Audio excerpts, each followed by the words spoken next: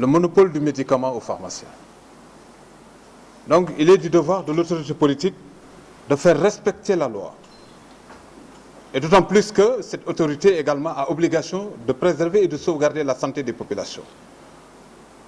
Au-delà de l'aspect sensibilisation, on ne peut pas laisser des populations à elles-mêmes.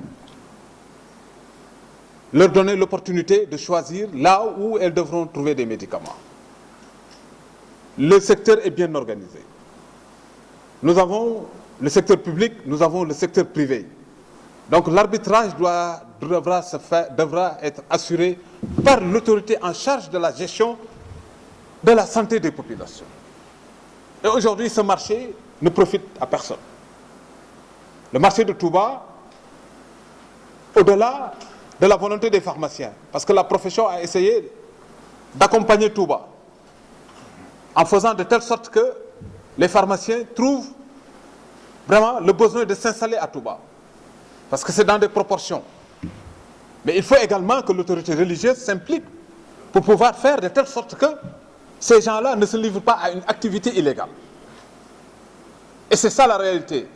Et aujourd'hui, la gestion du médicament revêt un caractère universel. On ne parle plus de médicaments sous l'angle du Sénégal. Vous avez vu, l'ordre est affilié à la Conférence internationale des ordres francophones. L'ordre est affilié à la Fédération internationale des pharmaciens. Donc, l'approche qu'il faut faire par rapport à la gestion du médicament revêt un caractère universel. Et maintenant, par rapport à la pandémie, vous avez vu la menace par rapport à la souveraineté nationale, du point de vue de la couverture des médicaments. À un certain moment, le président Macron avait jugé nécessaire d'interdire certaines molécules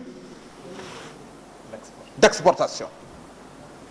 Le gouvernement est en train d'initier une politique d'industrialisation pharmaceutique par rapport à la fabrication des médicaments. Mais qu'est-ce qui se passe? Aujourd'hui, on ne peut pas aller vers l'industrie pharmaceutique en ayant véritablement un marché qui prolifère et qui prospère aux yeux et aux yeux de tout le monde. Maintenant, qu'est-ce qu'il faut? La criminalisation. Et je voudrais vraiment attirer l'attention des gens. Ce n'est pas le fait de ratifier la convention qui rassure. La convention, la Guinée l'a ratifiée. Il faut qu'on s'en tienne à la souveraineté des États. Chaque État est souverain par rapport à la politique qu'il doit initier pour pouvoir quand même garantir la sécurité de la santé des populations et faire de telle sorte que le secteur de la pharmacie soit préservé. Et l'industrie pharmaceutique ne saura prospérer qu'avec l'assainissement du secteur. Donc, ce sont des dispositions comme ça.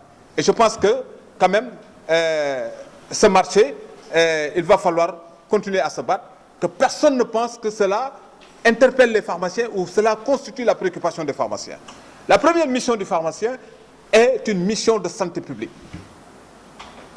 Au-delà de ses intérêts financiers ou bien de ses intérêts professionnels et autres, il est investi pour être au service de la santé publique. Et de ce point de vue, la sécurité du médicament constitue sa préoccupation.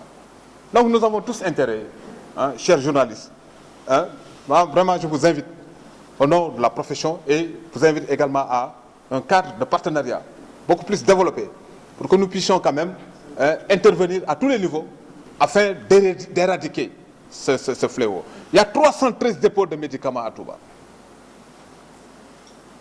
Mais qui légalise cela? Qui cautionne cela? Au prix de la santé des populations de cette ville-là. Regardez comment l'insuffisance rénale se développe dans cette localité. Regardez les maladies iatrogènes se développent dans cette ville-là. Au prix de qui? Et au bénéfice de qui?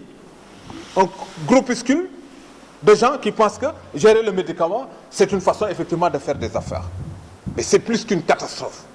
Je pense que nous devons tous prendre nos responsabilités pour faire face à cela. La pandémie nous indique quand même tous les paramètres sur lesquels nous devons quand même appuyer pour pouvoir avoir en fait une souveraineté nationale. Donc voilà en fait le problème. L'ordre est en train de se battre à côté du syndicat.